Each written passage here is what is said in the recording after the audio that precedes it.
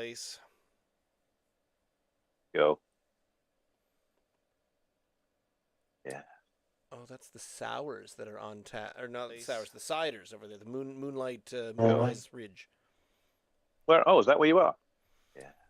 Oh, that's the Where are you? sours that are on tap, or not the sours, the ciders over there. The Moonlight Moonrise Ridge. Oh. Where? Oh, is that where you are? Yeah. There.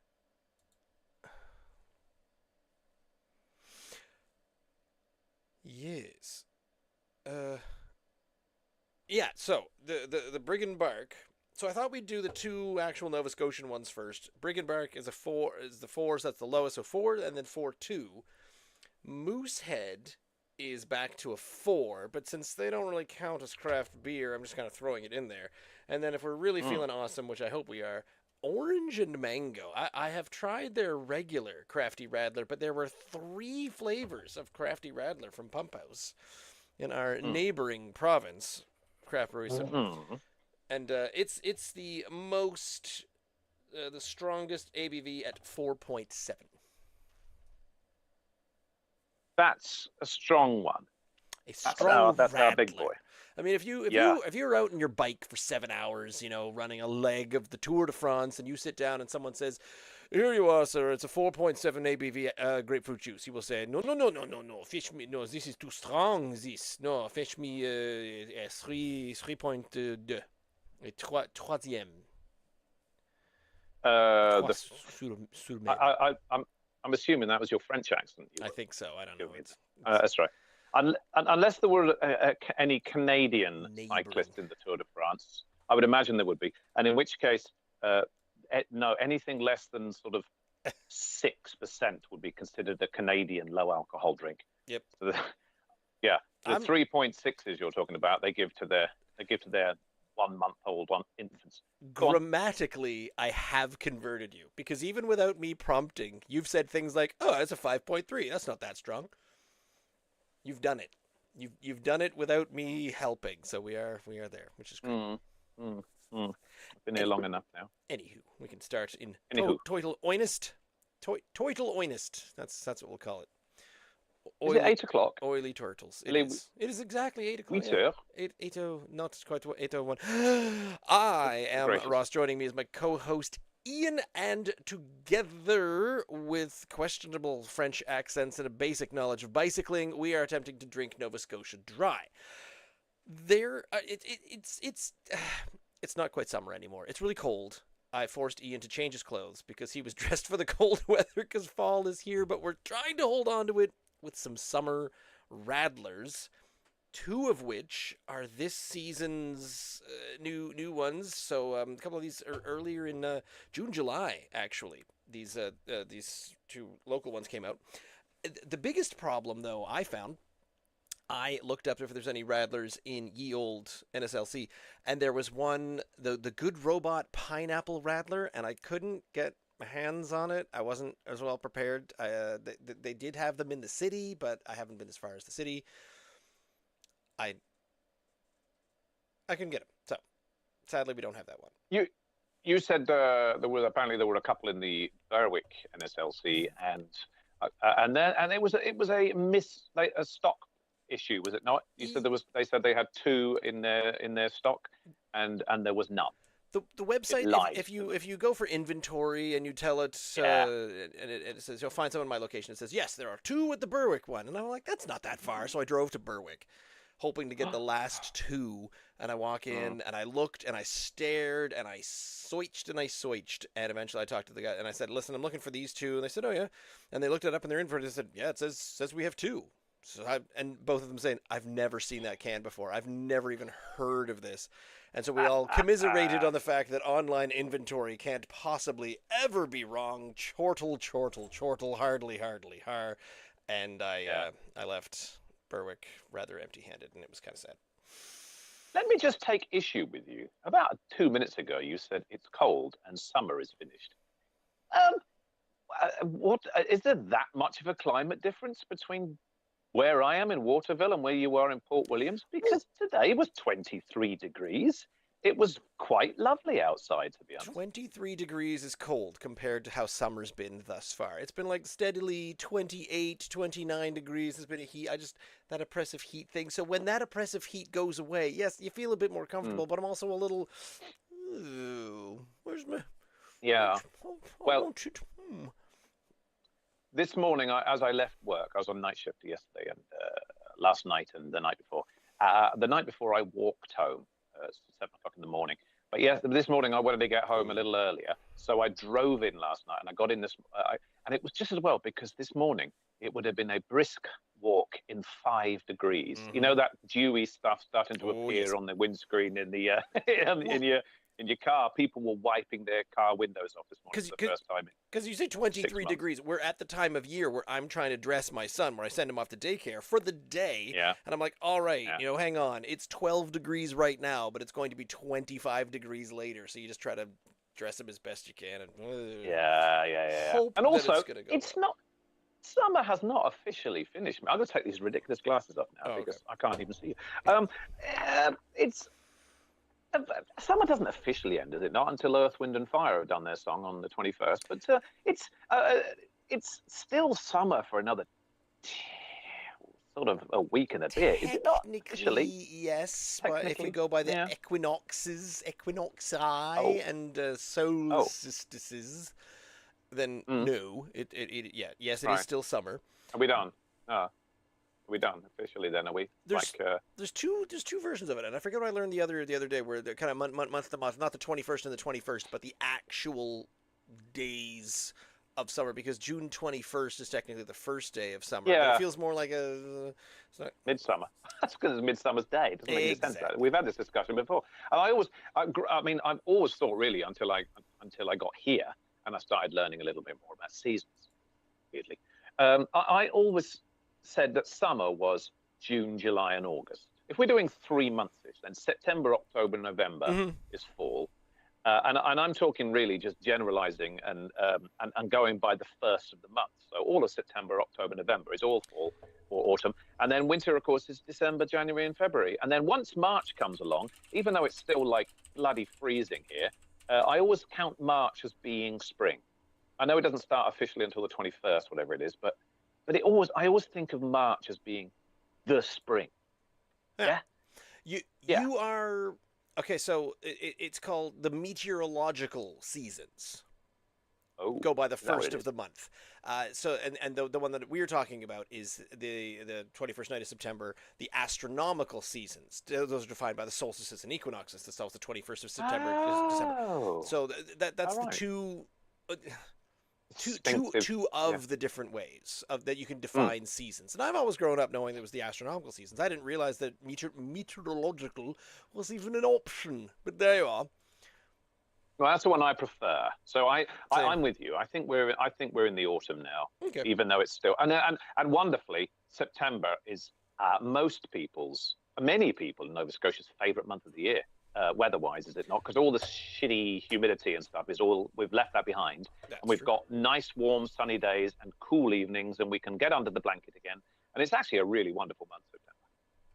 I do like it. It in fact, it contains my wedding anniversary, which I've just realized, and I'm starting to mildly panic in the inside of my head, but that's fine. While I panic, I'll drown my sorrows in some of these. So the Radler. The Radler. We've talked of Radlers. We've drank Radlers. We've had none of these ones, but we have had some. Similar to Shandy, but different, and I forget why, but basically, Radler is almost always a fruited beer. I can't remember if Shandy is not or not. How did that work? No, Shandies are typically sort of, they've got like a lemonade in them, a citrusy fruit, so it's either lemon or a lime or a Sprite or something. But the Radlers tend to concentrate a little bit more. They do sometimes, of course, have lemonades in them as Sprite, but they tend to go with more fruity things, which is why these are grapefruits and pineapples and mangoes and stuff. So therefore, German ones are slightly more interesting, I think, than just chucking some Sprite in it, like the Brits do, and call it a Shandy. Yeah. Well, good. So we're having the interesting ones, and at the lowest of the ABV of the two that we got in the recent from Brig Barq Brewing, a sort of small-ish batch, the Lemonade Radler coming in at 4% ABV. Brig Barq out of Windsor, but they've got a tap room just up here in Port Williams, and in very microscopic writing on the side of this can, it is a 355 milliliter can. So here's the can I've got, and here's my Brig Barq glass. So I'm gonna have lots of space. There'll be plenty of space. This isn't thrown together. Yeah, me too. A refreshing lemonade radler. Oh my god. It's lemonade. Yeah. Blending zesty citrus with a hint of sweetness, light-bodied and effervescent. It's perfect sun, sand, and all things summer. Right, let's put it back in the fridge till next year. Yeah, there you go. I don't think it'll keep quite as well. No. Right. No. So following on from what I said, when typically in Britain we just throw lemonade in there or some Sprite and then call it a shandy. Mm-hmm. It sounds like they've done exactly that with the Radler, with their version of the Radler. Well, but that's fine. Is a Radler, again, it's semantics. Is a Radler brewed with fruit or beer with fruit thrown in?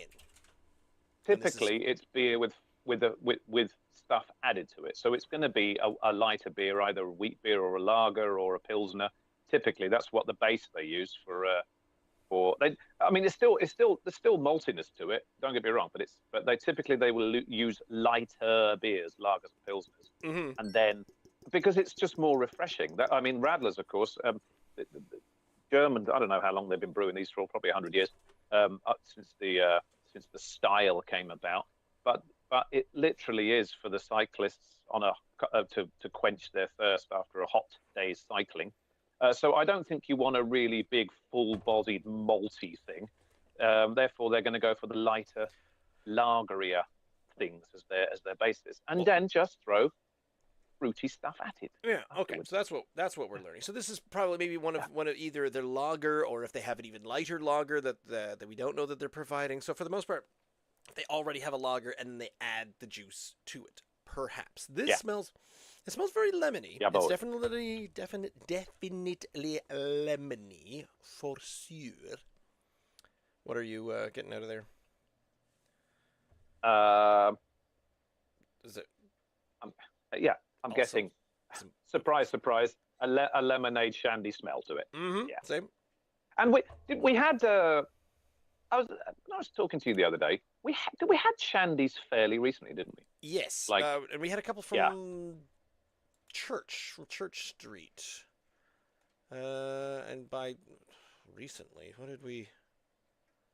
It might have been within a couple of months. June. June we had some because Propeller had a shandy and Church had a peach one and a lemon one. So those were quite tasty. Yeah. Hawaiian these of course we've got two summer ale. Good that we've got sort of two smaller cans and they're all very light beers. So there's so much space alcoholic wise, so much space left for activities. I didn't keep these very cold. I probably should have kept them colder. Really? But I'm trying to be able to discern, because if I kept them all at ice cold temperatures, I feel like there wouldn't be much to compare. So I'm allowing it. I've done the exact opposite. And mine just came out of the fridge 10 minutes ago. So they're all dripping with condensation now. And let's be honest, I think there are certain beers that you just need to be serving colder. And if it's a hot day and a cyclist ain't going to want to tuck into a 12-degree or a 15-degree beer, it's got to be cold, isn't it? This stuff has got to. If any beer needs to be cold, it's going to be a shandy or a Radler. I think you're right. I fully agree. I think I am.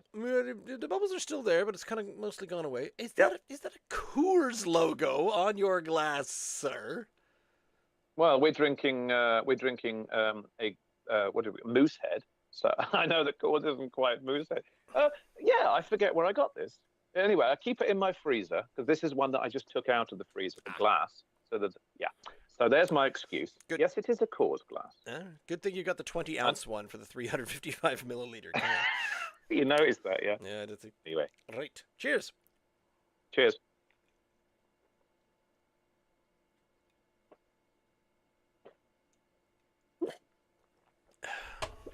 Oh, that's half gone already.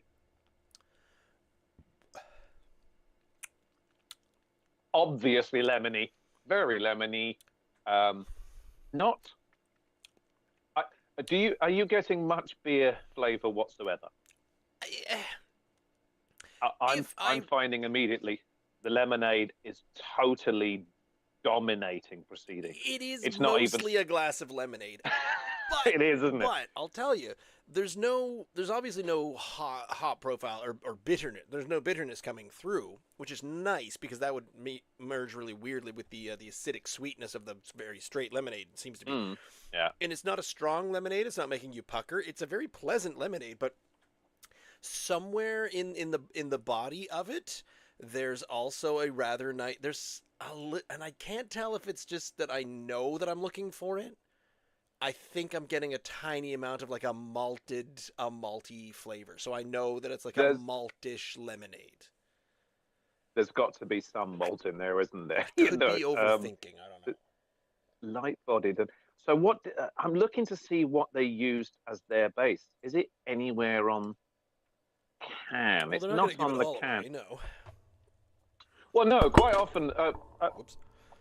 I say quite often when we drink, we've come to expect, have we not, that when breweries are doing something different or adding something to their beers. Let's use Two Crows as a perfect example. When they did their Mambo season, they were using the same base, which they said, hey, this is the base for these beers, and this is us throwing this at it, and this at it, and this at it. And they were totally upfront with it. It wasn't as if it was like, this is not cloak and dagger stuff. They were telling us only learn that what because was in it. You asked while you were at the establishment? I don't think it was on the. It wasn't on the can anywhere. Maybe it was on like an Instagram post or something like that. Right. We've had other examples of that. You know, when we've found that the base for the beer that we're drinking is they're saying, yeah, we just used the base for our Pilsner or whatever and added something else to it. We've had other examples of that. So I kind of expected Brig Barq to have done that, to say, hey, this is our, for example, Pilsner or our regular lager. They're probably not going to do it with an IPA. And maybe, I mean, I can't, I'm not talking for them, but. The only lighter beer they've got in their flagship, they've got a session IPA and they've got their lager. So I have to assume that this is their lager, or something very similar to the lager. Now, here's an idea, and maybe the theme of the night is going to be this. I mean, we know Steve Crane. I could have reached out. I could have emailed him earlier and said, "Hey, man, can you tell me a little bit more about what's in the Brig Barq?" Which is funny because we've been doing this show for 4 years.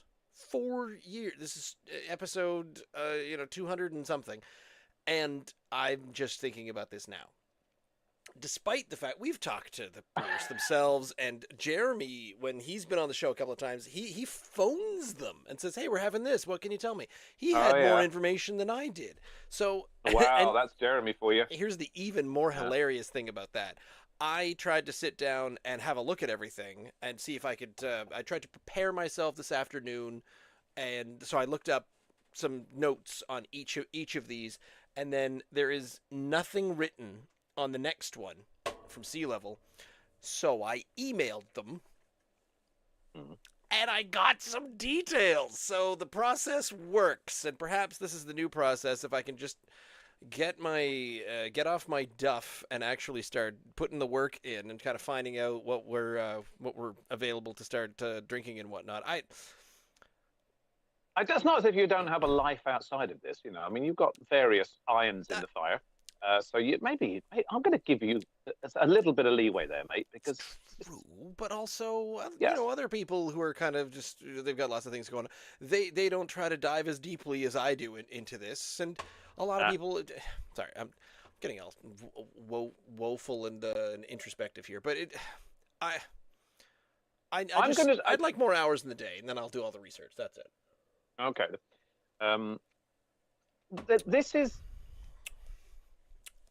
I'm not in love with it. Yeah, it's very lemony. You know that several years ago when back in the days when wayfarers would doing that beautiful again, I forgot, The southbound. southbound wheat. Yeah, the lemon wheat radler. The lemon wheat radler. Before the recipe changed, it was really rather delightful, and then the recipe did change, and not quite so delightful. Well, this one, unfortunately, what I've been doing, because I did buy a bunch of those lemon wheat radlers, the southbounds, several months ago, because obviously Wayfarers is now Bayer Fundy Brewing, and they've changed that, and they weren't flying off the shelves, those old cans of wheat radler. So I bought a whole bunch for fairly moderately priced, because hey, whatever, because summer was here, and it wasn't my favorite anymore, but it was still quaffable. What I was doing was, it was already called the southbound lemon radler. Sorry, it was already called a lemon radler. What I was doing, and still am, because I've probably still got half a dozen cans left of it, is whenever I do think, oh, I'll have a can of something, but I don't want something particularly strong. I just want to refresh myself, because this is what a radler is, isn't it? I'm actually adding, maybe I'm making it kind of like a third of Sprite and the radler as well. So it's like a double radler, if you will, and it's actually helping, because that wasn't the best example. No, of it that was wheat not. radler. It was very bitter. The new version. The new version was very bitter. Yeah. So have you invented a Randy or a Chandler? Oh, Randy Chandler. Is he like a Randy Shadler? Randy Shadler. I'm sure. No, because Randy Shadler sounds like a guy that works down at the post. Did you talk to Randy Shadler about getting your roof redone? Oh, I had Randy Shadler down there the other week, and switched voices. I think he sounds like a Canadian guitar, like a rock band guitarist. Like, I can't think of anyone else. But Randy Shadler or something should be the. Did you say Randy Shadler? Randy Shadler, the new the lead guitarist for Toothless Mop Bucket out of Winnipeg. Oh, I was going slightly higher than that. I was going with I don't love this, Ross. Unfortunately, I should, because I do like a lemonade shandy. This I'm finding is actually a little bit like the reason why I brought up that the Randy Shadler that I made was because it doesn't taste dissimilar. It's very lemony, and I guess I'm a little underwhelmed personally by it. It's okay. I think it's fine also. So I'll wander into some 8s. I think for that. Real okay. I think it's 8ish. I think it's quite drinkable. It's not, because like you said, the old southbound wheat radler, it was divine. It was so easy to drink. This is still pretty easy to drink, but you're sort of saying, am I drinking lemonade? I'm sort of confused as to what I'm drinking. And then the new one was it was too bitter. Yeah. So I'm glad you have turned it into Randy Shadler, attorney at law. Yeah. I'm finding it's actually too lemony for me. Me personally. Okay. Yeah. I see that. There's too much. There's too much of it. Too much of a good thing. I like it to be lemonade-ish, but this is too much. I never used to say too much, and only since I've been in Canada. That's something, by the way, that no one else says. I think only Canadians. In the UK, whenever something is just beyond something, we'll say that's a little too much, or it's not too much, is it? No, Canadians say too. It's not too bad, or it's not too much. So you've got too, and the first two sort of emphasizes the too much. Have you noticed that? You do it without even thinking about it. I don't think anyone else says that. I've only noticed Canadians do. It's not too much. Really? Okay. Yeah, I don't know of any other country that does that. Not that I speak Brazilian or Flemish or anything, but I don't think any other countries do that. I think it's purely a Canadian. This is a little too much lemon for me. Is where I'm going with that. I can understand that. It's fully lemon flavored, but as I always complain that when you drink something and it's supposed to have a lemon, or like the Georgia peach from Garrison is peachy, there's peaches everywhere, and you sort of think, there's someone leaned this can up against a peach and hoping for a little bit of osmosis, I think, is going on there. So when this was subtlety, Lemonade Radler, boof, you open it up, yes, that's washing me can, thank you very much, sir. Boom. Done. Yeah, I like the refreshingness of a shandy. This is dare I say it, almost leaning on sour territory. It's almost medium bodied. It's not a light bodied Radler. I think maybe that's where it might lose points, because should you be as a 4% Radler, should you might not have quite as much to your, what is fortitude in your beverage, I feel. Anyway. It's clearly a Lemonade Radler, so it's doing what it says on the can, but I don't think it's the best example for me personally. I'm giving this a 6 out of 10. Ooh. Personally, yeah, yes. That's not like me, is it? Not like me to be so mean. It mostly is. Well, I've been reading up a little bit more on our next one. So, Sea Level Brewing, the Millstone Harvest Brewhouse. There's the logo. It's way up there in the corner. Has this out this month or last month, and I love the design. Look at the 1970s, the yellow 60s, 70s, the yellow submarine kind of eclectic, groovy color scheme. Can I say that? Is that yeah, you can. Mostly what's going on here. The 9 Mile River Radler with 2 Ds, they point out, and a 4.2%er in the 355 milliliter can. But you'll note there that there are raspberries and kiwis. Kiwi fruit. There's some excellent, interesting things going on there, because there is nothing written about this on the can whatsoever. It just says unpasteurized. I went searching everywhere, and the only thing I can see online was the 9 Miles Away Music Festival, using the same groovy color scheme, happened just last Saturday up at Sea Level Brewing. So it kicks off, and Noel Morgan, Lizard Hips, 9 Mile River, and they effectively had, I think the 9 Mile River was maybe made for this. Anyway, yeah, I'll just read the email. So I did get in touch. I reached out because I was by to pick this up. I said, can I just pause you just for a second then? Yeah. Can I just pause you for a second? You did notice, though, on the side, it does say follow local band, 9 Mile River. And then it tells you all the little well, there you go. platforms. Yeah, because they were the headlining band. So on Instagram, TikTok, and... Okay, there we go. Oh, that's Spotify. Okay, yeah, because it's not just a Wi-Fi. Yeah, Spotify. I didn't recognize the logo right away, but the green. Okay. So this is what I got back from the general manager, Nicole, up at Sea Level Brewing. The 9 Mile River Radler. Fun take on the name of the style Radler. This one is a little extra rad with 2 Ds. Oh, I see what you did there. We made this to promote the music festival 9 Mile River, in brackets, the band, was hosting here. That happened this past weekend, was well attended. Plans to do it again, so 9 Miles Away Fest 2026. So 9 Miles Away Fest, yeah, look it up, buy your tickets. The beer, this is a pale ale made using our farm-grown grain and hops, one of the only estate grain-to-glass breweries in Eastern Canada. I think it's the only one in Nova Scotia. With raspberry and Arctic kiwi juice, also sourced here in the farm. Juicy, a hint of sour, and quite refreshing.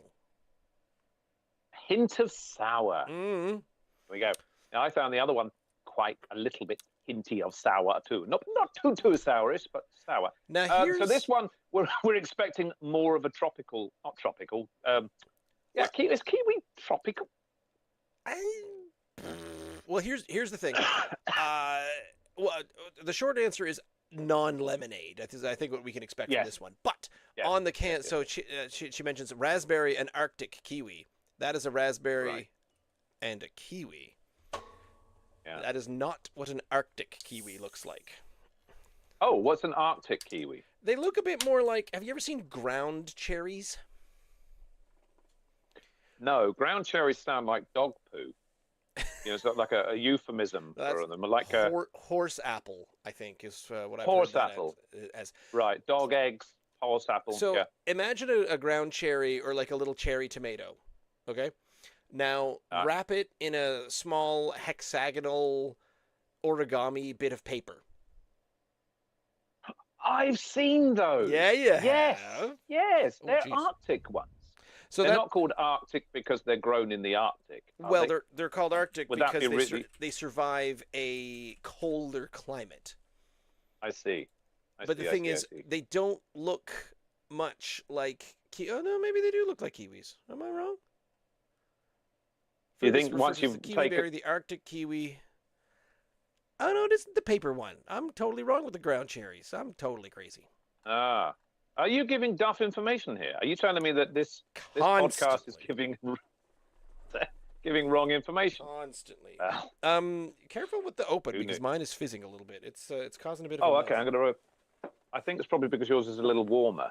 I'm going to give mine a go now. You gave me this only was it yesterday I ventured out to your I believe gap? so. Here we go. Let's I pour think it so in. too. Oh, Oh, regard the color of this. look at the color. Mm-hmm. You know, I said about when it says sour. This is to me is this is how sours look. It doesn't look like beer, does it? Let's be honest. It's a little pink. Traditional beer. However, Yeah, up at Sea Level, they also have their blueberry pale ale, and it is quite pink also. So color seems to be a delightful part of their and offering. it's hazy. I was seeing chunks, flesh. I was seeing flesh pouring forth from the can. I was watching it go.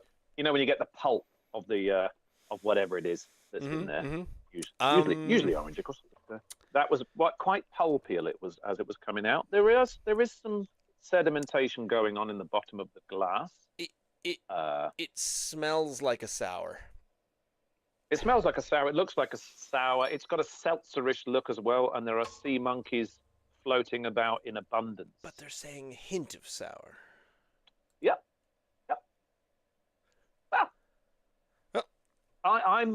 I'm not a sour fan, Ross. I don't know if you knew this. No, I'm not a sour fan. You know, but hint of sour, not too sour, might be okay. Just put some of that up my nose. That's fine. Right. We're gonna try it with the teeth in the throat this time. Can you smell the raspberries? I thought I could. There's something in there. I thought I could. There's definitely a fruit that's not quite a very specific sour. Cheers. And kiwi to me doesn't have much of a smell anyway. So if I'm smelling it, it's probably the raspberries. Okay, cheers, mate.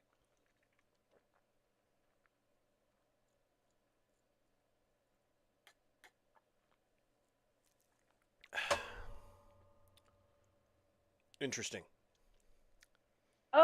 Interesting. It doesn't. It's not. I was a little concerned with the look of it. I think we were immediately thinking this might be a sour, but it's not doing that. It's not puckering my face like a sour does doing at the all. Sour thing. This is just a fruit head. This is a very fruit fruity head beverage, but is it a fruit head beer? It doesn't taste beery. It tastes like a bubbly. What do you call them? Like a carbonated water with some fruity stuff added to it. Which, funny enough, that's what beer is. Carbonated water it's got way more flavor than a bubbly, though. You have to admit. I'm sorry, I don't want to say it's not. Yeah, that's playing it down. I'm just saying it's totally like a carbonated fruit drink to me. Not beery. It doesn't have any. It doesn't feel like it has any backbone. Which is nice because when you're drinking a Radler on a hot day, you don't want it to be heavy. This is very light, very flavoursome. I'm not getting any kiwi, but I don't know. I don't really even know what an Arctic kiwi is supposed to taste like. Apparently, I don't even know what they look like at this point. Small kiwi fruits with their hair like. Or am I? No, actually, I am. Maybe it's the raspberry that I'm not getting. I feel like I think I'm getting a little bit of the raspberry. Okay, I am now getting the kiwi. It was I was fooling myself. There's what I will say is there's no real beer flavor to this. It's so easy to drink. I don't think we're going to be getting like a very beery flavor at all tonight. These are all just going to be various stages of juice. I don't know. I mean, Radlers can still. The fact is, I don't know. It depends on which website you read. They vary, do they not, between sort of 50 and 75% beer. and equally 50 and 25% of the other stuff that's going in there. So it's still got some maltiness and some hoppiness there. Especially as because this one's sourced from a pale ale, she did mention. So we're not sure where the Brig Barq one came from. So it's pale ale, Okay. and then you just dump in the raspberry and the kiwi juices that they use to make their ciders as well. You can get ciders made from both of those up there.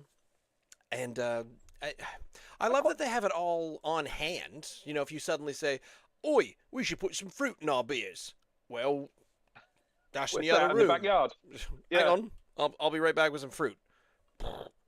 In this to me it was the lemoniness, it was the citrusiness of the last one was kind of, I found a little too difficult to drink. This, on the other hand, this is really easy. Yeah. It's quite tart, which I quite like. There's a dryness to it. And it's not citrusy. It's not too sweet. It's just tart. Really, is a very excellent description of what's going on in this one. I fully agree with that. Yes, that it is a tart representation, because I found raspberry can be a very strong flavor, so you need to give just enough of it without going too far. Okay. Right. I think I really like this. I think I do too. I certainly prefer it to the last one. I like a beer, which and this to me isn't like a beer. No, this is but there again, it's a Radler. It's a beer. Are we cheating on beer by drinking these? It sort of feels like cheat beer, where you brew it first, and you're like, there, chemistry, and I have brewed this, and haha, my concoction, kapoof. Now pour a bunch of lemonade in it, and you're like, wait a minute. We were sciencing a second ago, and now we're just chucking in whatever we feel like it. So there's the mix loses a bit there, and I'm not trying to judge it based on that, but if it's a style of beer, it's a style of beer. Here is our final answer right there, is to go to the Canadian Beer Awards and figure out if there is a resources competition guidelines. Here we are. Whatever is happening there. Style guidelines. What is happening? I'm trying to. The raspberry is kind of hiding. It's really weird, because sometimes I'm thinking, I'm not getting much kiwi, and then all of a sudden I'm getting kiwi, and then I'm thinking, and then my brain is saying, that's the kiwi you can taste, that's the sweetness of the kiwi, and then the raspberry disappears, and it kind of flip flops. It's like those. Do you do those 3D pictures where you're looking at something on your screen, and then all of a sudden you'll see the picture, and you're like, oh, there it is, and then you'll kind of. And then your mind will all wander for a second, and all of a sudden you'll lose it, and something else will come. This feels a bit like this. My brain is kind of flip-flopping between the two. It is a very well-balanced whatever's going on, because you can't focus in on any one really given. That's given it. flavor. I can't focus on either of them. They're just kind of competing, and then one drowns out the other one. But I really quite like this. I think I do also. I unfortunately have some poor news. The Canadian Brewing Awards does not have a category for Radlers. Or Shandies? I should check for a shandy. Well, probably not, right? No. Well, maybe not, because if it's the base that they're using, then like we said, so this would only judge based on the base and not on what. Yeah, maybe. So you can throw anything at it afterwards, and and sort of fruitify it or lower the alcohol as a result of it. Yeah. So it's a bastard beer. It is. It's a bastard category. It doesn't count. not really it doesn't count. Okay, fine. Well, I love the 9 Mile River Radler. I think it's pretty good. I like it. The can's lovely and colourful, very summery. And very summery. I love that the color's a little bonkers as well, because sometimes you drink a Radler and it just basically looks like a Pilsner, and you think, come on. Yeah. This yeah. There's juice in that because it's. Oh, absolutely. Yeah. You gotta know. So I mean, I'd give that a low 9, a 9.1. I'll be happy with a 9.1 on that one. I prefer it. I like it. I'm going to say I like it. That's as far as I can go with this. I like it. It's 8 out of 10. Okay. And I could, that we haven't talked about it for a while. That mythical barley that comes around and says, "Hey, you cyclists, sitting here, sort of resting your feet on the beach because you've had a long day in the saddle, have you not? And this is our Radler. Have it, and then tell me if you want another one afterwards, Ross." I'm going to have another one. I will. Thank you very much. Of the 9 Mile River, I will. I won't have another of the Brig Barq, though. No, nor would I. No, I'd say bring me something else. And I'm not sure if it's a curiosity thing, because drinking the Brig Barq, I'm like, yep, that's a Lemonade Radler. Yep, I understand that. I get it. What else you got? But for this one, I'm like, ooh, curiosity. Yes, I want to keep trying and exploring this raspberry coolness that's going on here. Maybe that's what's going on. It's almost indefinable. I'm trying to, like I said, my mind is trying to focus in on one of the fruits that it says is in it, and they're kind of melding each other. Whereas I think Brig Barq, as we know, do a fantastic range of IPAs. Oh, hello. I'm not going to put the Lemonade Radler in that anywhere near that, because their IPAs are really, really good. Mm-hmm. So why on earth would I want the Lemonade Radler when I could just say, "Hey, I'll have the Session IPA instead"? That's Cheers, right. Yeah. I'll have that one. Having the server come around and asking us if we want another, I feel like we've drank too many things. Saying, "No, do you have any of the that other thing that I tried that one time? Give me bring that. That I happen to know that your red ale is really tasty. Bring me a pint of that. That's right. Please. Yeah. That's right. Don't fob me off with this. Just because I'm on my bicycle doesn't mean to say I can have anything else. Doesn't mean I was born yesterday. How are you feeling about trying things? Are you should we stick to the province or should we stick to the crafts? It's only 20-9, and those are both low 4s in the alcohol, and they're both low 355. 4s. He says, like I forgot to. This has been a child's Ross and a beer evening so far. It's been a light. It's been a fruity light Ross and a beer. Let's kick it up a notch. I forgot and have something that's switch myself to slightly more alcoholic. Right. Well, if you'll have a look behind me, I am now in the Moosehead tap and tasting room, including the light lager, the pale ale, the October brown ale. Where they have a Dunkelweizen? Okay, I apparently need to go down to the Moosehead tap room. Look at this. There's so many interesting. There's a stout. Keith makes a stout. Oh wait, didn't they make that Lunenburg coffee stout? Was that Moosehead? Or was that Keith? I don't remember. I think that was Keith. The Radler's on thing.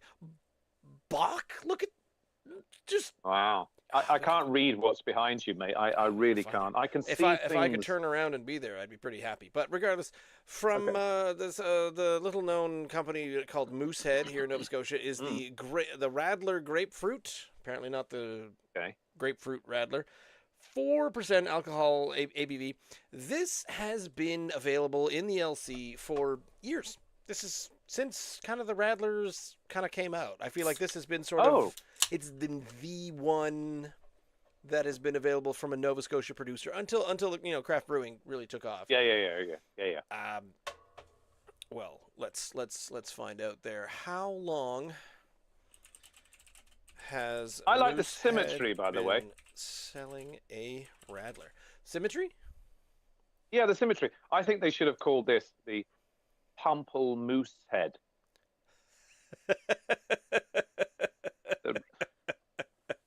They didn't. They missed a trick. Totally. The Moosehead Radler. I'm going to rename it for them. Well, this is a full Pumphouse should do can. the same thing. They should call it the Pumplemoose. Oh, hello. You've stole my thunder. Oh, you were going to do that as well? No, I wasn't. Oh. No, I didn't have any thunder left. You've just taken. I didn't even figure that out. Oh, I forgot my peanuts. They're sat here in the background. I'm surrounded by Radlers to the extent that my bowl of delicious barbecue nuts is 11 years old. Moosehead has been selling its Radler in Canada since 2014. First introduced in St. John, New Brunswick. Announced the introduction of Moosehead Radler to U.S. markets in 2016. So this one's been about. Been around. Do you like the can, the way the opening of the grapefruit, the open segments of grapefruit is exactly the same color as the can of the background? It's a really nice touch. Yeah. Isn't that sexy? Well done. So the can is the color of the inside of a grapefruit. That's fine. It totally is. Yeah, I like that. Pink grapefruit. Pink grapefruit. Well, yes.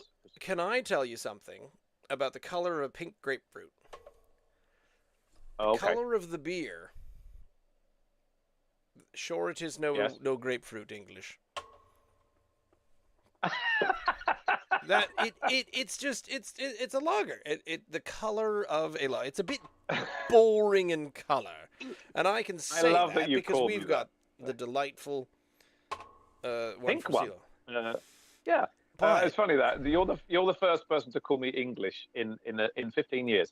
When I first arrived at Michelin, one person on the crew said, as a joke, just call me English, because they were doing that New England thing.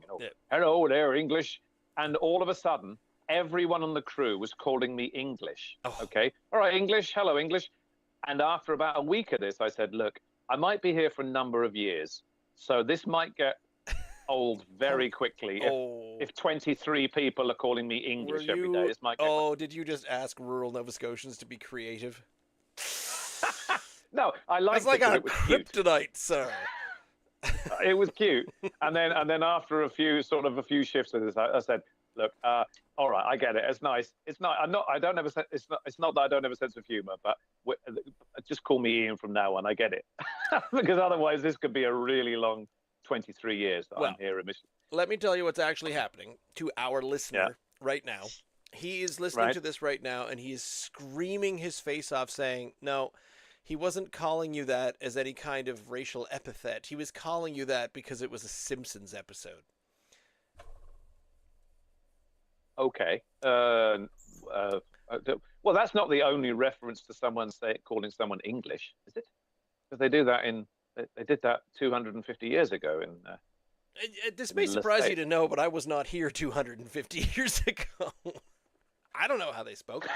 They're an old episode, maybe season 5 to 6 of Simpsons, when they decide to get a pool. So they get all the pieces to a pool and they build it. And when they do, it is in fact shaped like a barn. And they say, "Oh, that's not the." And then that's not the one where the whole thing collapses and poor old Wiggum's son, Ralph, is left there and he got popular for a moment after his dad's pool.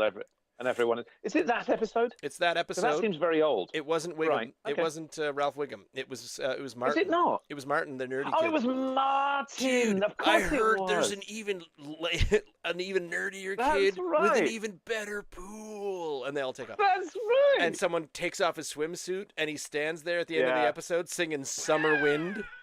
The summer wind. The summer wind came. That's so nostalgic. My God, did you say that was episode 6? It does seem very early.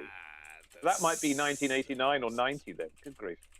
So, but the main point is when they built it, and instead of being shaped like a pool, it was built like a barn. So then this Amish guy is there with this huge beard. And he's chewing on a stalk, and he says, "Nah, 'tis a fine barn, but sure it is no pool, English." That's right. So whenever you point out that something is A but not B, you say, "Nah, 'tis a fine beer, but sure it is no Radler, English." You have to add comma English, just because of this episode. Bart of Darkness, The Simpsons Season 6, Episode 1, air date September 4th, 1994. 94. Okay, so it's season 6. Well, perhaps that's what they were trying to say when I rocked up at Michelin. They would be like, that's a nice tire there, but that's no tractor tire there, English. I don't know. Perhaps, I don't know. Perhaps they've. And what I find the most hilarious about this whole thing, you have even seen and remembered that episode because you remember Martin getting pantsed at the end for being the nerdier kid with a pool that nobody likes. I do remember thinking to myself at one point, there's like 100 kids in this pool, and the pool seems enormous, like absolutely. And I've seen the biggest one, the biggest backyard pool I've been here in ye olde Nova Scotia is 24 foot round. And at one point, I'm looking at that pool, thinking on that episode, thinking it looks like a mile across. It's absolutely huge, and there's too many people, and eventually it sort of breaks. And these are the benefits. These are the benefits of cartoons. I have poured most of my Moosehead into my. I tried not to sully anything else. I've got my Science of Beer. You have a straw. What's happening here? Well, I figured I wanted. This is Radler territory. We're clinging on to summer. This is grapefruit, etc. And I have my glasses on at the beginning, and this, whatever this is. All of this is for you to try to explain to me how you're going to drink beer out of a can using a straw. Is that what's going on? Well, I'm not. I just kind of figured that it's kind of tropical-ish. So I couldn't find one of those little parapluies, those little umbrella things to stick in my glass after I poured my grapefruit. So I thought, well, the closest I'm going to come really is drinking it with a straw. Go with it, Ross. Okay. Go with it. I do find also, when you were a child, I assume you were one at one point. Did you ever? Right. I think the internet has dispelled this myth, but before the internet arrived, I was led to believe that this was probably an old wives' tale, but this is what we talked about in school. You know, when you're kind of experimenting with alcohol when you're in your teens. This isn't going to go all X-rated or sort of suspicious.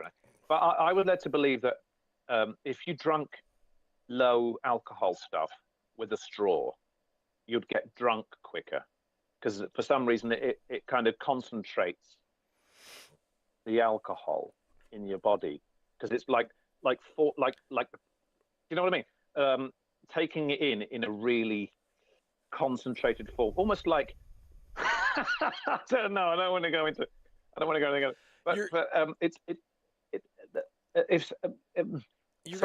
gonna love this. Guess how wide your esophagus is. Oh, yes, probably wider than the straw. It's grapefruity, and it concentrates the grapefruit. Are you into it already? Here we go. All right, straw man. I totally am. Oh, try it, Ross. Get the grapefruit down the straw. It makes it grapefruitier. It's grapefruitier. Man. That's really good. Mm-hmm. Damn it. God, that's good, isn't it? That's really good. It's like drinking a grapefruit. Well, now, but it doesn't have sweeter. the sour. So the thing is, have you had those little the grapefruit wedges candy? You ever had those? No. You can get them in the candy section, but they have like a gummy grapefruit, so it tastes like grapefruit candy, which is more dangerous. Okay, this is sweet. Grapefruit can be really like a bit scary. Yeah. That's so smooth, isn't it? It's very smooth. It's just the right amount of sweet. Doesn't have the sourness of grapefruit, but it's 11 years. They've been making this for 11 years, so they better have the recipe right by now. That's all I'm saying. So if you compare the Sea Level one just came out. They just invented that like 2 months ago. So I'm still pretty impressed with our little craft breweries around here, as opposed to, I'm not trying to say that, oh man, yeah, just the heck with small breweries. You should go just buy lots of Mooseheads However, I am intrigued about the October Brown Ale, the Dunkelweizen, and the Bock. I need to get in here. How old is this picture that I found for my background tonight? Oh, it's from 1867. Moosehead, There we go. I was going to say that's very old. Pretty good quality for 1867, right? That's not bad. And they had good photography back then as well. Absolutely. The neon lights, I think, is probably the most impressive. Moosehead have been doing really good small batches in recent years, well, and I've tried several, and they are really, really good. But you're saying this predates all that. They've been doing the Radler for a number of years, so it's not a new thing, and they're not like pushing back against the craft breweries, like the rebel alliance that are trying to take over the empire. They've been doing this for years, so they know what they're doing. And I've got to admit, I would never have searched this out. I didn't even know it existed, but I'm glad it does now. Oh, I think this is the tap room from St. John, New Brunswick. There we go. So right, I don't want to stop drinking craft beers just because Moosehead brews a decent. No, but it's this is a seasoned pro here that clearly know that they've got a good thing going on. This is really great, and it's great with a straw, with a boater and a summery shirt on. So can I tell you? Yeah, here we go. So in the tap room up in New Brunswick, up in St. John, New Brunswick, for some reason I've gone Welsh, but St. John, New Brunswick sounds like the Welsh. Is that Welsh? Oh, I'm trying, but I can't do a Welsh accent. Lay off. Evidently. So now pouring in the tap room, here there are 10 taps in the tap room, are the Canadian Lager, Moosehead Light, the Radler Grapefruit, the East Coast IPA, the 10 Penny Ale. Oh, interesting. That would be so far. That sounds very exciting. Small batch red. Small batch red. Golden Ale. I have yet to have a golden ale that I like. Cracked Canoe, which is their ultra light premium lager, their pale ale, and their Tmavi Pivo dark lager, authentic Czech lager. Yeah, the Pivo. Well, okay, so all of this stuff that I see behind me is not on tap, and you can't get it in Halifax, unless does Moosehead have like a? Do they have something in Halifax? Moosehead Halifax tap room? This is so well balanced, Ross. I've had to It's so good. It's so smooth. Yeah, it really is. And again, it's not beer. To me, it doesn't taste. This is supposed to be a beer show. We're just drinking coolers tonight. That's what I feel like is going on. It's fruit coolers, breezers, Bacardi, but not Bacardi, or whatever. Yeah, breezers, coolers. But light coolers because they're all in the 4% range, and that's great on a summery day. This would just nail it, wouldn't it? You could kill like 2-3 of these sitting out on a patio. It's no way. Yeah, damn, I've got off my really bicycle, good. And after 20 minutes in the saddle, your balls are numb. That's what happens, and you want to take your shoes off and sit there and just. Are we talking about horse saddle or bicycle saddle? But I'm kind of agreeing anyway. A bicycle saddle. Yeah, and someone says, "Here, have this. This will slake your thirst." This would be gone in a second. Oh yeah, you drain this and say, "Got another." Gone. Where's me other? Gone. I am a little curious about some more of the Moosehead small batch things, so maybe I'll try to pop down to Windmill Road in Moosehead because they've got a little bit of an establishment here in Halifax. But since we're getting into the New Brunswicky ones, and I feel like we need to bring it back to a craft brewery, despite the fact that Pumphouse is sort of the propeller of New Brunswick. Can I say that? They're the big boys. It's still craft. It's not a Labatt product, but they're making a large amount. And we did. Was it a couple of years ago when we sort of strayed outside the box and said, "Hey, let's look at Oland's and Keith's and what and I forget what the other one was." So even though this is we're clearly going for Nova Scotia ales 99.9% of the time. Just occasionally, something else will sneak in there. When you say Radler, you can't forget about the crafty Radler up there. They're just in Moncton. They're not that far across the border. So I feel like, especially since we couldn't get any the only specialty Radler that's apparently in the LCs that are too far away for us to drive to, or me to drive to. Well, I was really curious about. Maybe I'll try to get a can of that pineapple Good Robot stuff if I can. But I'll go there. I'll take a day out. The Moosehead didn't say anything on their thing. Did it say? God, did I have anything in the? Aha! The Moosehead Crafty Radler. This is what they're saying. There's no better reward for an active summer than a Moosehead Radler. Our Radler recipe was developed using our award-winning lager, infused with a hit of natural grapefruit juice, grape and lemon juices. Okay. Delivering a truly unique taste profile that is refreshingly different. Oh, you jerks! It's so good. Yeah, it really is. You're such jerks. And they've been doing it for 11 years. Yeah. They've listened to people as well, and I bet you everyone's saying just keep doing that because that's so refreshing and easy to drink. And is it bang on 4%? It is. So it's a light. It's that classic 4% light. I've got the glass over there, and the Coors Light one. It's the classic 4% light beer, alcoholic volume as well. It's seasoned. It's fabulous, and I love that. And I hate loving it because I want to love all the small craft breweries more. But I don't have to. That Moosehead one is fabulous. I have good news. Ooh. I have just poured the Crafty Radler from Pumphouse. Yeah. And oh my God. Oh, it smells like do you remember the body shop stores in the mall when you'd go in and it would just smell like juicy soap? I totally do. I mean, I still go into body shop occasionally. This smells like a body shop. Being a European, I shower once every 2 weeks, whether I need to or not. And often I'll get my wares from Body Shop. I totally don't, by the way. I'm lying. I used to love doing my Christmas shopping at Body Shop. I would get everybody, a really nice fruity bar of soap. I loved it. It was decadence. Yeah.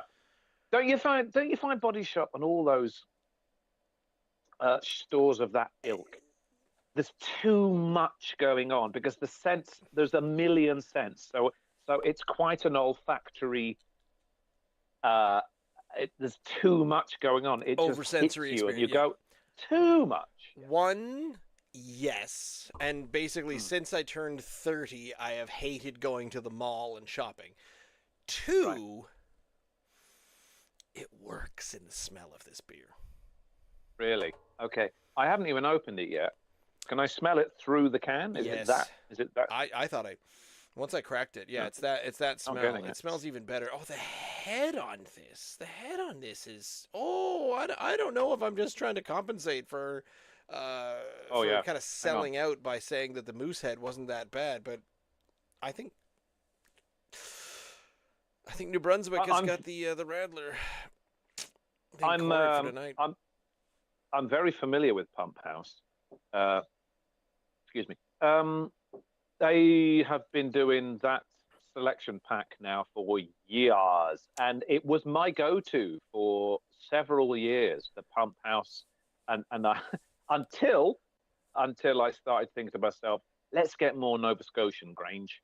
Let's try and be even more local than just maritime. But I used to get that Pumphouse. Help me here because hopefully you're on the Pumphouse brewery at the moment and you could tell me what was in those. There were 4 different beers in this. Or was there 6? No, there were 4. There were 4 different ones, and they were all good. I'm at a very interesting impasse here because the variety 8-pack. Is that what we're talking about? I'm trying. No, it was actually it was a 12 It was a 12, and I think they still do. I haven't bought it for a couple of years, but I did buy it for several So I did a quick because it search was good and flavoursome. Yeah. for the Pumphouse Crafty Radler, and the Pumphouse website. So Pumphouse, it didn't send me there. It sent me directly to craftyradler.com. So the Okay. Radler from Pumphouse has become so successful, they've actually got a It's different got its domain name. own. It's got its own domain name. Wow. So I'm looking at it, and they've got the limoncello and lime, the blood orange and peach, the grapefruit and tangerine, and the tart cherry and blueberry are the ones that are shown on the website itself. However, what we've got here is the orange and mango. So they've got a whole line of Radlers, Well, all called Crafty Radler, but just all with called different Crafty Radler. And ingredients. like I Oh, said, there were three okay. available in the liquor store at the time. I chose the one that I Wow. thought seemed the most interesting because I feel like I've had the blood orange and peach, or the blood orange before, and the grapefruit and tangerine. That's just what I'd rather it's going to be. But I'm like, you know what? Orange and mango? Yeah, I want to see what you boys are up to here. So the vibrant union of sun-kissed oranges and succulent mangoes blend perfectly with the Willamette hops in our signature Bumphouse craft beer, creating a radler that's both invigorating and richly flavorful. Each sip bursts with a tropical harmony, making it an exhilarating and deliciously refreshing choice. And then there it is again May in I, French. may I, may I say off the bat, Ross, this actually looks like a beer. Look Well, at it's got a 1.5 finger creamy head on it. I was telling you, but yeah. It's the color of Mm-hmm. I don't know, an IPA, I would say. Yep. It's slightly hazy. If you didn't Like a smell it, and bloody hell, muddy you can orange. smell it. Yep. You can smell it like a mile off. Was If I you didn't know, wrong you'd. about the body shop? Oh, okay, fair enough. Does it I'll smell take like that. you've Yeah. walked into a mall kiosk? Yeah, yeah, that's kind of cool. That's all it Yeah, reminds me of. yeah. I mean, I assume it's not going to I, taste soapy, so. Mm, mm, we might do if it's very creamy. I, okay. I, I happen to have. This is orange and mango. Yep. Is it not blood orange? Blood. Right. On my left hand, as luck would have it, I bought some mango today, and I sliced them up, and I popped them into this little container, Mm-hmm. and I'm gonna. Oh no, there's a very different smell. This was just coincidence. It's the orange. It's the orange I can smell You think it's from the orange? from the beer.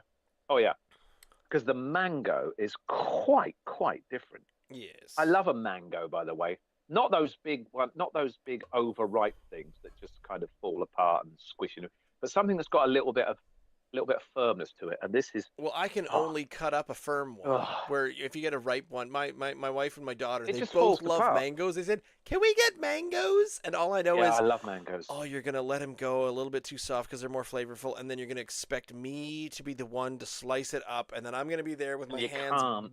Yeah, bleeding. soaked as well, and you can't hold them because they're so slippery. They're Exactly. so slippery. Yes. Yeah, and then you, as I was doing earlier on, I was slicing it all up, thinking these are about perfect because it's just the right amount of ripeness, Hmm. so that you can actually still slice them, and then you've got the stone, the big fat stone afterwards, and you can't help it. You can't slice off the stone because it's the stuff just stuck to it. Mm. So you have to then take the big stone and gnaw on it and I've and then never you get all done that. that. Oh, Ross, you've missing a wonderful experience. But as a result, of course, it's very woody. It's very Here, woody, and you get bits stuck in your teeth like you do with corn. here. I go to the natural food store and I get dried, like dehydrated mango Oh, slices. that's amazing. Yeah, That's they are the amazing. stuff right there, and I can't go and do that Yeah, myself. Anyway, yeah, yeah. mango away. Are we ready? Yes, this has got the smell of the orange. To be honest, that's overwhelming it. Mm-hmm. I'm Hopefully, the hoping. mango is. I think this is going to I steal back the throne from the Moosehead. Okay. Cheers. Oh.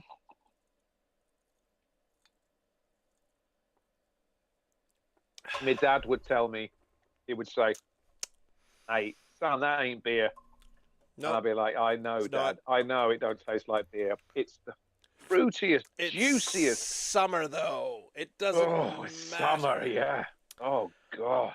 Oh, now it. Orange, yes. Is there mango in there? Where's me mango? If there is, again, I'm not tasting it. I'm not smelling it. Mm, That's mango. that's mango. It's overwhelmingly blood orange But it's not. or orange. It's not supposed to be blood orange. It's just orange and mango. Orange and mango. Oh, okay, well, it's orangey as all Okay, hell. let's get out of. Let's get a Moosehead. Let's go to Pumphouse. You're Is in the here somewhere. Is this you? Pineapple in there? No, I think maybe that's not. it. Maybe there's a bit. Yeah. I'm not getting on the any Pumphouse mango, but it doesn't taste like orange juice. No. Therefore, maybe the mango is taking away some It's of a the very oranginess, but it's still but I'm not getting any smell of I thought the mango Crafty Radler was taste. just one Radler that they released. I'm happy to learn that the Crafty Radler is a whole fleet of delicious fruit flavored whatnots. So honestly, I'm taking a goodly number of these up to my wife for flavor profile and for her to taste. She didn't like the Brig Barq Lemonade Radler, so I'll finish that. Cough. I wasn't loving that. Does she? She probably likes fruity beers, doesn't she? Because she's quite a fan of the sours. So I would imagine that she would like the fruity beers as well. She's not really big on I'm big, hoping heavy, so. malty things, is she? Yeah. I mean, she ordered and drank a stout or a porter when we were down in Chester. Yes, So I remember you saying. see, I think you know what? I think there's more to her than we think. On the front of this can, what? She might actually be a bit, more than just a pretty face. You never know. there's a raccoon on a unicycle. Is this a theme? Do they run the raccoon thing through the Radlers? I mean, clearly the cycle is the bicycle thing, so I get that. Oh, that's not bicycle. This is a unicycle. Nope. Is the raccoon a theme? It's not a unicycle. Yes, it is. Oh no, it's a penny farthing. There it is. He's finally remembered the name of the bicycle from the country of his origin and birth. Yes, it's a penny. It's the raccoon on the penny farthing, with his hat blowing off. And yes, it is similar across all of the different cans, but on each of the can, can I point this out? The main wheel and the smaller wheel. These are different. So on the tart cherry and blueberry, he's on a giant cherry and a tiny little blueberry at the back, and some of them are like, there's a grapefruit and a tangerine, and I like it. There's a lemon and a lime. It's if you have a look at the I didn't realize they're all there. I was looking at the fruit on the little wheel, while not appreciating or even acknowledging that the big wheel was an orange cut in two. I didn't see it. I was concentrating too much on the small wheel. Do they do that with all of them then? And they put the fruit the two flavors, so the orange clever. and the mango. So which very is clever. The little one a mango? I'm assuming yes. That looks. Because the orange is perfectly round, and the mango is more of a mango I've ever seen. Well, it's the same shape as a mango, isn't it? I mean, I just sliced one earlier. In fact, I sliced four. They're very. Is ovular a word? What is? Did you just say oval? Is it ovular? Oh my! Mango shaped. It's called mangoid. Mongoloid. Okay, there we go. Mongoloid. What is the name for the shape of a mango? There is no single name for a mango's shape. We were both wrong. But why not? Ovoid. Ovoid. Yes, that's the same as an egg. There it is. Yes. Avoid at all costs. This is delicious. We knew it was going to be. It's so good, and I'm so glad Yeah. it's better than the Moosehead, because I didn't want to end with, is Moosehead the best one you can get? Did you have the foresight to leave little bits of both, or both, all of them? Yes. However, I have Good. just drank the I'm one glad. from Brig Barq Oh yes. because I knew my wife would like that, and then I am saving each of the little sips for my wife because I think she'll truly enjoy it. What a wonderful husband. I am gonna actually have the Lemonade Radler now. I think it's gonna be really citrusy. I know it's going to be really citrusy because it was really citrusy earlier on, and because of the sweetness of the thing I'm drinking at the moment, it's going to be even more so. And I might then, my face might go the same shape as IPAs used to until about a year or 18 months ago. So, or really bad sours, of which there are many. Yeah. I'm going to have this. Yeah, my face might now turn inside out. Watch. Let's hope for the best. Oh, which was this? Are you trying for the? Mm. But the sour. The Brig Barq. Oh, the Brig Barq is to the me, Brig Barq tastes sour now. Yes, it's absolutely. sour now. It's even more. It's even more bitter and sour. And yeah. Well, I think I've established that that's not my favorite Brig Barq brew. And if I never have another one of those, I'm okay with that. Yeah. Yeah. Well. Yeah. Yeah. Oh well. Yeah. 6. I gave that a 6, and I think that. Yeah, that's true. You stuck with that. Yeah. Do we need to? I mean, everything else is from New Brunswick. Technically, the Moosehead one is from New Brunswick, so I'm not losing any sleep over that. But that's fine. It was really good. It was. Yeah. The boys that have been doing it for a number of years really know what they're doing. 11-year-old Radler, you've honed your craft there, you. So why doesn't your fucking lager taste any better? Anywho. Yeah, I know. I know, right? Mix it with juice and make it taste terrific. The best thing about this is, now that we have lipped, or we've gone over the hump now of summer and we're into fall, we have, you and I, we've totally now become East Coast IPA fans. Big squashy hazy things. Yeah. So that and they are still, to me, they are definitely those still more warmer weather there. I'm not going to say I'm never going to have an IPA during the cold winter months, because I don't think I can last that long without having a little. Hopefully there will be some dark beers coming through. Yeah, this is where I'm going with that. I did notice in the NSLC only yesterday that one little pumpkin ale snuck itself onto the shelf. So Here we are. So we're just coming in now into the old spicy stuff. So that's exciting. I don't know if there's. I don't know. I only noticed one, and that's one we've had before. So I'm hoping that we can get some seasonal stuff coming on the shelves to compare. Yeah. But now that we have found a taste for the lighter, fruitier, and IPA ones that we could, IPA, is that a thing? Then hopefully we can find as many darker beers to keep us amused over the coming colder weather.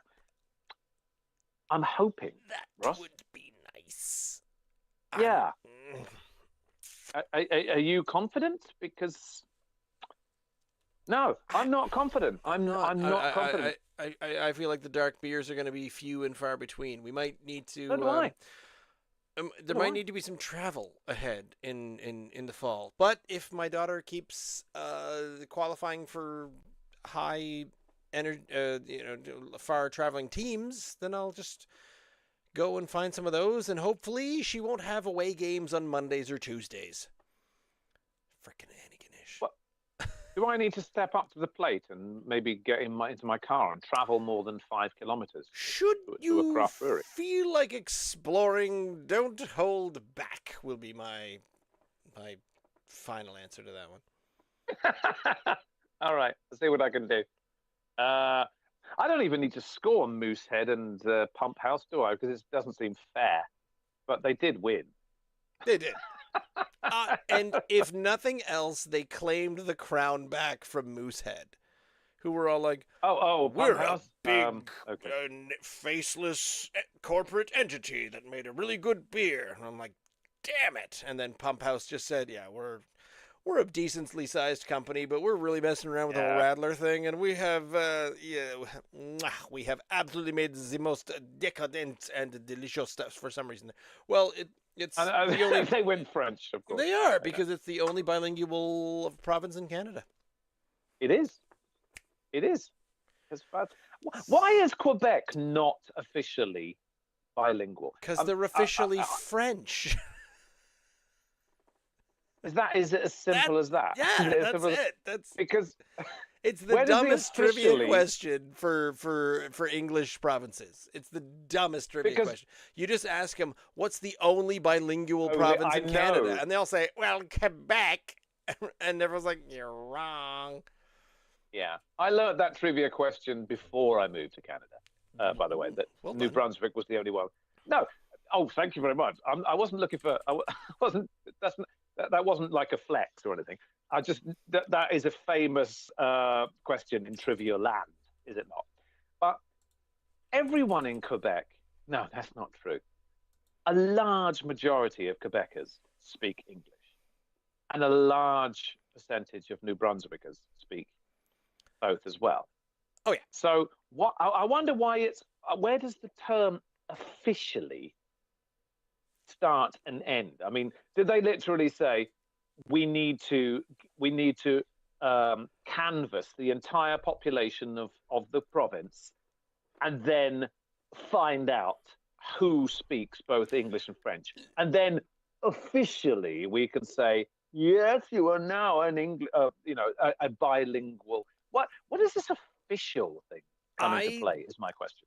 Feel like I kind of know the answer to this. It probably comes down to I'm all ears. Not so much service industry, but definitely government offices. If you go to any provincially organized, I don't want to say owned, but a provincially sanctioned place in Quebec, you will be guaranteed they will speak French. You won't be guaranteed they speak English. But everywhere government sanctioned that you go to, like provincial parks, this kind of thing in New Brunswick, you will be guaranteed that they speak both French and English, and they're the only province that do that. So you would say that in Quebec, it wouldn't be a provincial requirement that you spoke both language before you could work in a government or a provincial establishment. No. Oh, I did not know that. So that probably would be the answer then. Brittany and I went up there, and I think we went like a late August kind of thing, or September, might have been the year before. When you went to Quebec City. Yeah. And a couple of years ago, yeah. We drove around, and I was trying out all my high school French, and then they sort of said, we speak English. And I'm like, thank you. But occasionally they'd say things like, oh, you're lucky you're here now, because this is just the tail end of the tourist season, because a couple of months from now, we won't have people working here who speak English. Oh, I see. Ooh. So there's a tourist season of this is where the English gets spoken. Okay, that answers my question. We were in these little hole-in-the-wall pizza joints that were, tossing out poutine and things like that. And eventually they said, "Oh yeah, we speak English. It's cool. Yeah, it's cool. Blah blah blah." And then whenever someone came in, they were like, "Oh, j'entendez-vous, montez la maison," and just everything just immediately switched. So it was lovely to listen to. And I can speak ish, but I cannot speak it at the rate that the French Canadians do. I wonder if it's a little...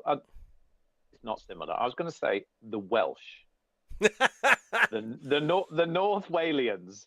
By the way, the Southern Welsh, I'm not going to patronize you. Oh my God. You probably know that the people from South Wales speak English, but they do it with a lilting, beautiful accent. So I everything is didn't realize it singy-songy was when they're talking like that all the time. So they speak English, but it's a different kind of English, and it's yes, just and you poetic and it do sounds that, and beautiful. it's Beautiful. nice Right, to meet you. No, right. that's sorry, Well, that's Irish.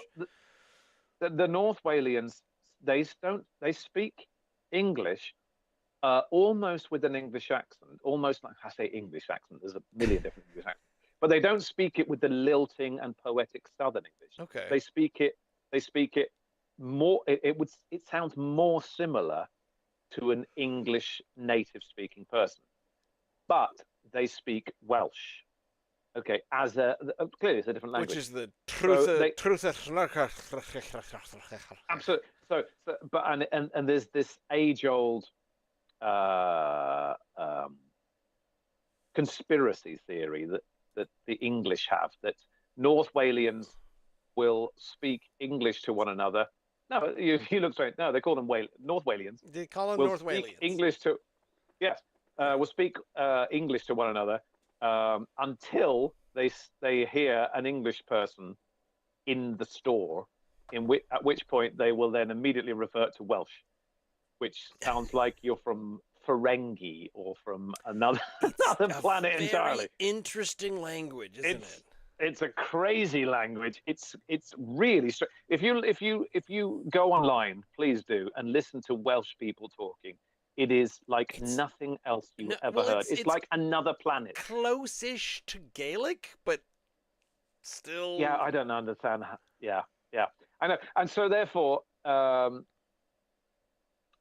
least when you are in Quebec or New Brunswick, in a very French-speaking part of New Brunswick, or even Nova Scotia, you can kind of get by and understand what people are saying if they're speaking in French. Can you not? You can get the gist of the conversation. New Brunswick, if you maybe. Go, Quebec, no. Oh, Quebec, no. Okay. If you go into a store in North to Wales, Quebecers speak to each other, I can't follow it.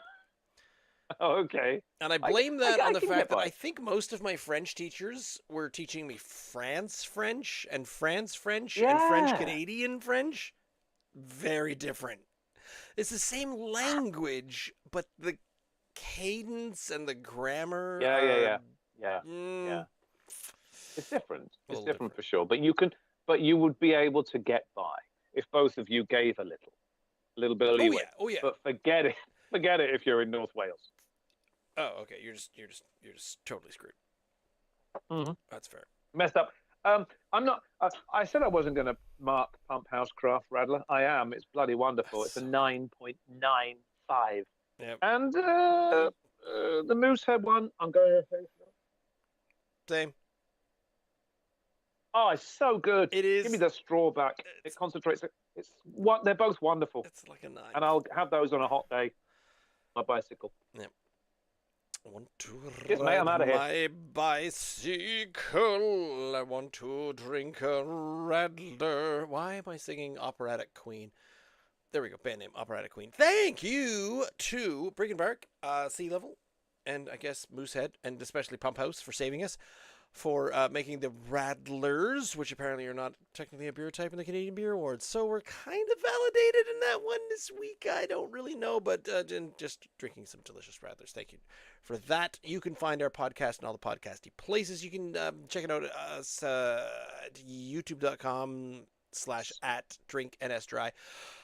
Or you can find us also on the TikTok, the Instagram, the YouTube shorts, and Drink NSDry all over the place. And you can go straight to the source at drinkns.unsupervised.beer to get right where our podcasts are hosted.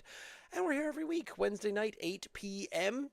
We might change things up every so often, mostly because some of the brewers we want to talk to aren't available at that time. So check out for the weird special times. But thanks for tuning in, and we'll see you next week. Good night.